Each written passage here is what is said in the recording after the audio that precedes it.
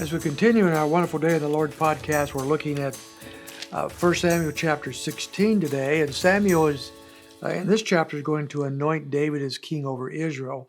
We saw in chapter 15 that because of Saul's disobedience to the Lord, among other things, he is being stripped away. His kingship is being stripped away and is going to be given to another. So Samuel has announced that, but he is grieving in chapter 16, verse 1. He's grieved for a long time over Saul. I think he truly cared for Saul. I think he truly is sorrowful what has happened here. And the Lord finally says, "That's enough," verse 1. How long will you grieve over Saul, since I've rejected him from being king over Israel? So there's a time to get over your grief, I guess, and move forward. And so he is going to send Samuel to do what Samuel needs to do, which is anoint the next king, which will be the ultimate king of Israel, David, and his dynasty going forward, all the way ultimately to Christ himself. But Samuel's not so sure about that at first. In verse 2, he thinks Saul will try to kill him.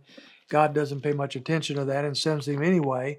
But he does say in verse 7, he said, "Do not look at his appearance, the one that is to be anointed, or the height of his stature, because I have rejected him. For God sees not as a man sees, for man looks at the outward appearance, but the Lord looks at the heart."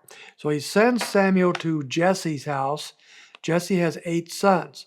But he doesn't tell Samuel which of these 8 sons will be king. He simply says, here, don't look at his stature, don't look at his appearance.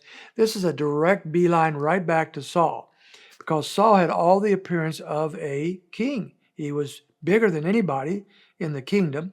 He was handsome. He looked like a king. He acted like a king for a while. But God says, don't look at this outward appearance, because I'm looking at something else.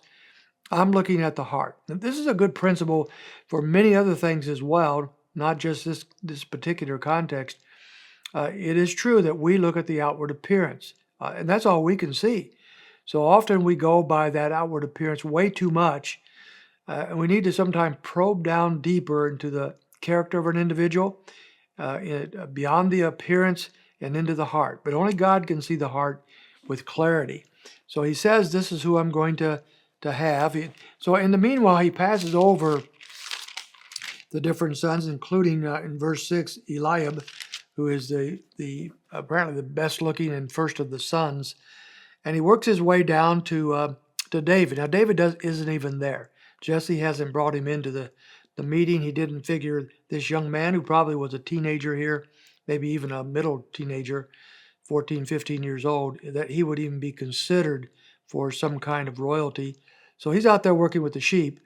But he's finally brought in, verse 12, and we find that he was ruddy, with beautiful eyes and a handsome appearance. So he was a good-looking guy. Ruddy, never have been real sure exactly what that means, except that there was some issues there with that. I don't know that says beauty.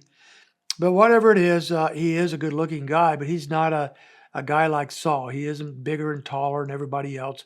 He doesn't have that appearance. But he is God's man. And so in verse 13, Samuel takes the horn of oil and anoints him in the midst of his brothers, and the Spirit of the Lord came upon him mightily from David that day forward. And verse 14, the Spirit of the Lord departed from Saul, and an evil spirit from the Lord terrorized him. Verses 13 and 14 really lays into what we find later on in Psalm 51. Remember when David in verse 11 there said, after he sinned with Bathsheba, he pleaded with the Lord not to take his spirit away from him. He had witnessed God taking his spirit away from Saul. Now, that doesn't mean he was concerned about his salvation. Those that know the Lord, they do not lose their salvation.